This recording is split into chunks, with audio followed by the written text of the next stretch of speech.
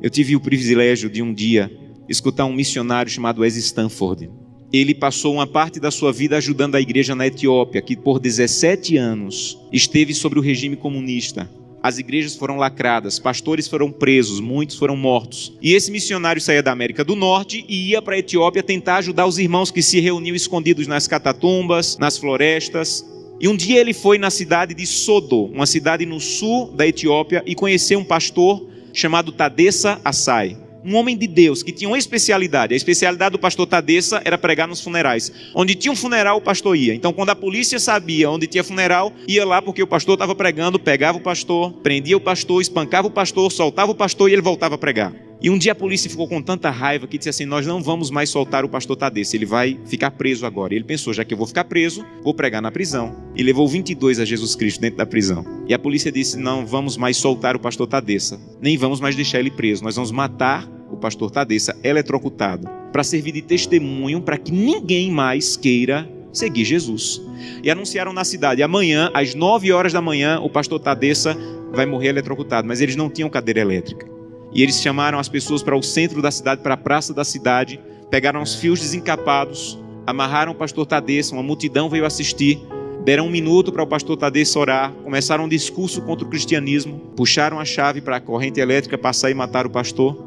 Houve uma explosão, fumaça e faísca para todo lado, a corrente elétrica não chegou e o pastor não morreu. Desamarraram o pastor e disseram: vão para casa, um eletricista vai consertar a gambiarra e amanhã nessa mesma hora o pastor Tadessa morre. E o pastor Tadessa pensou: já que eu vou morrer amanhã, vou passar a noite em oração. E voltou para a cadeia e passou a noite em oração. No outro dia, a mesma coisa. A multidão veio, amarraram o pastor Tadessa, alguém havia passado o dia tentando consertar, puxaram a chave, explosão de novo, fumaça e faísca, a corrente elétrica não chegou. E a multidão começou a apertar tanto, fazer tanto barulho, que a polícia ficou temerosa, desamarrou o pastor e disse assim: vai embora daqui. E esse missionário estava lá e disse que acompanhou o pastor Tadessa e disse assim: pastor Tadessa, o que é que o senhor vai fazer? Um homem que passou 2 vezes pela morte, o que é que o senhor vai fazer? E ele disse assim: tem um funeral e eu soube que tem um funeral, eu vou lá pregar. E ele disse assim: pastor Tadessa, eu represento milhares de cristãos na América e nós estamos orando muito por vocês.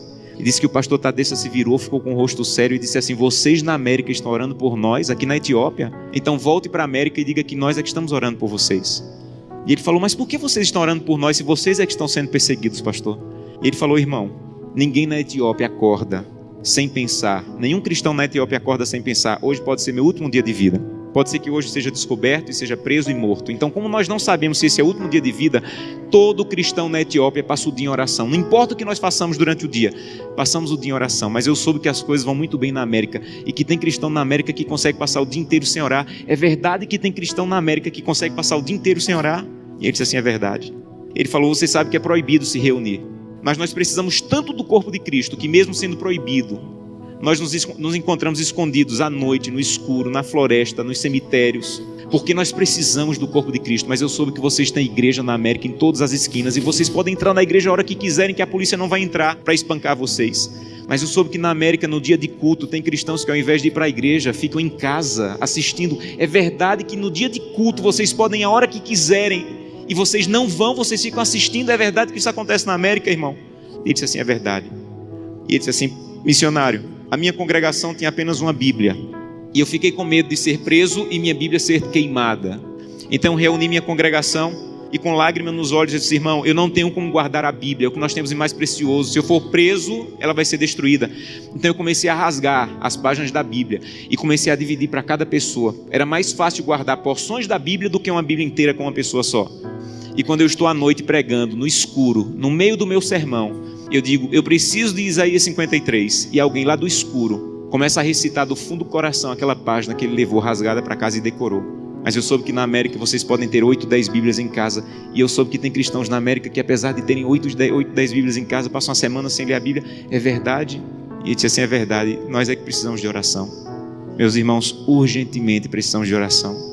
Porque cantamos: breve Jesus voltará. Levantamos a mão no apelo dizendo assim: eu quero voltar para o céu para ser dono de tudo. Mas ainda não estamos indo a Jesus de maneira séria para que Ele arranque o egoísmo do nosso coração e que nós possamos entrar na porta do céu e nós não vejamos a rua de ouro nem a parede de pedra preciosa, mas nós possamos olhar para o rosto maravilhoso de Jesus, aquilo que nós aprendemos a olhar nessa terra. Eu tenho um sonho O sonho da minha vida, entrar na porta do céu, segurando a mão de Gleice, minha esposa, e Glenda e Samuel, os meus filhos. Eu quero chegar em frente a Jesus.